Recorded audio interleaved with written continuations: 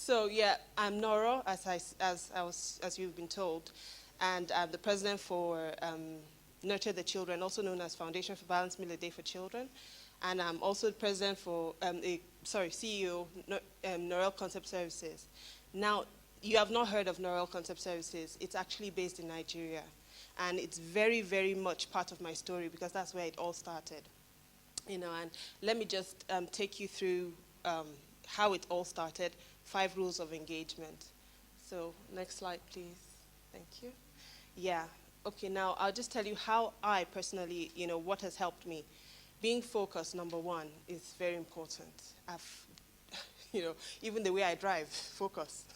I drive, people say, the other day I saw you, I was driving, you didn't even look left or right. I focus. That's how I've always been, and I think that is what has helped me, because in every environment you find yourself, you need to be focused, especially as an entrepreneur. Now, I am an entrepreneur, and this is actually mostly for entrepreneurs, but at some points I'll definitely talk about other people, people taking the employment route, as Deepo mentioned.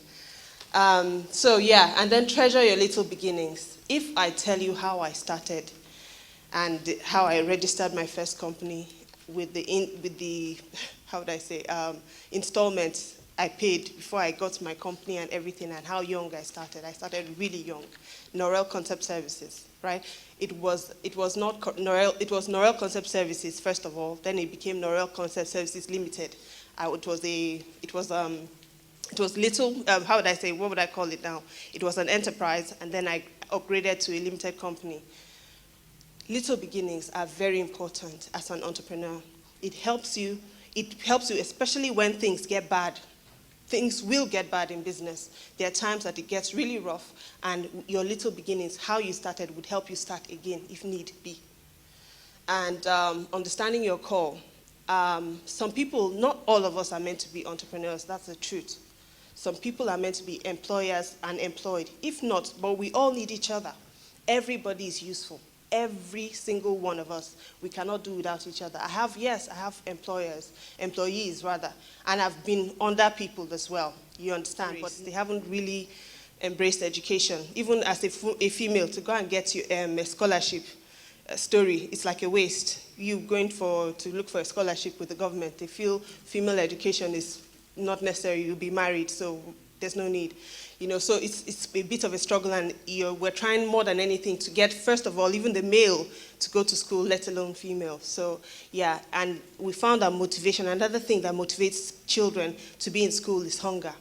And for us, it's just we feel children should be fed in school so that the little education that is not even up to the standard, international standard, would be absorbed by these children instead of going to waste.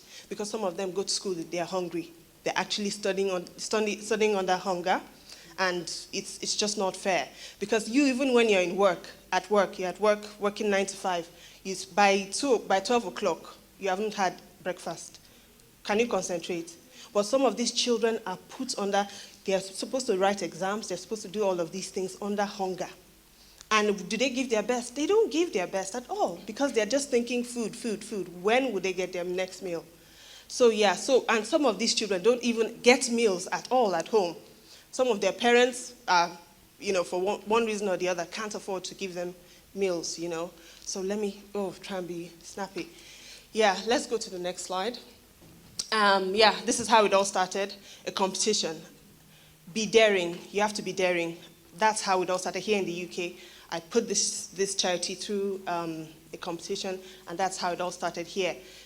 We were working, I thought about, first of all, after my program, I was thinking, should I just restrict Foundation for Balanced Meal a Day to Nigeria? No. People here are even more familiar with the whole thing, the whole concept, school feeding programs and all of that. So I continued here. So I put it through a competition, and won first prize. They were so impressed, and they were like, please, please, please, we want more. Okay, those who are happiest are those who do things, who do the most for others.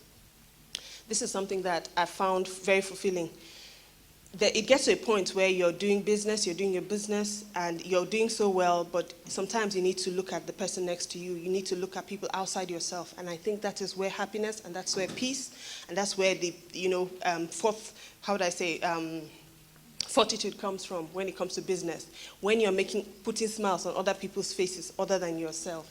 So I think that's one thing that's I really hold dear to me. Next slide. Playgrounds. We're thinking of what we think children, when it comes to children, because of the crisis situation in Plateau State. Feeding, number one. Play. Play, because the children are growing apart. Muslim and Christian children are growing apart. There's a clear cut. You'd see children playing, and then when they reach a clear divide, they play in their own Muslim area, the Christian area. That is just hatred growing and building up that will one day explode in our faces. Now we're trying to see how we can bring the Muslim and Christian children together for them to play, grow together. That's the playground. It's called, we haven't really given it a name, right? But yeah, that's a playground. It's a video as well. No time for that. Let me just skip to the next one. The other, just before that, is the 3D picture of the kitchen that we're building. This is the actual structures. We've started the kitchen construction. That's one of the kitchen blocks that we're building. So yeah, we will be launching the kitchen on the 28th of November so that children can have at least even Christmas time, we'll have a Christmas meal together. So, but we're trying to work towards that time so we can start feeding them once a week, twice a week, and just advance as time goes on. To the next slide. Prepare to look like a mad person when you're an entrepreneur. Back to this is my 5th point that I saved for last. I want to encourage you. It's not easy. First of all, that's the truth. Being an entrepreneur is not easy, but it is very, very, very possible. Let me just say, people will not see where you're going or what you see, the vision that you have. People will not see it. Sometimes it gets to a point that you look like a mad person. Just brace yourself and encourage yourself and know what you're about. So I'm just basically encouraging the entrepreneurs, and even in whatever you do, it doesn't matter, but you need to have confidence in yourself and brace yourself for whatever challenges might come your way. So with that, I just want to say, I wish you all the best. This is my story in a nutshell. What I did came from my passion for my people. I don't know what yours might be, what you might be thinking about doing. It can be, some people were telling me, when people approach me, who is giving birth to the children? These the parents, family planning. I said, maybe your own is family planning. You can take that approach. Handle the children that have been born. Whether we like to or not, they are born. Some of them are orphaned. Some of them don't have anybody. They just come to school. At whatever expense. Some of them they go to work they have several jobs as entrepreneurs. As apprentice. That's the word? Apprentice. They are apprentice here and there, and then that's what they use to feed themselves. They go to school. That's all they have. And some of these children are looking forward to these meals, and that's the only and the best meal that they'll get. So we are trying to see how we can get these children fed, and we need your help. And then is there anything left? I don't think so. But yeah, so I'm just encouraging you. It's possible. This is possible, being an entrepreneur. Noro Concept Services is doing very well. That's my first passion. It's actually, I started that business about landscaping and landscape beautification is a beautification business. That's my first passion. But here in the UK, you have to look at your environment and see what works and what you can do home, and and always look for what you can do for your people at home. And please don't forget who you are. Be true to who you are. That's it's something that has really kept me going. So I'd like to encourage everybody and wish you all the best in all your endeavors, whether you're meant to be an employer or an employee. Thank you.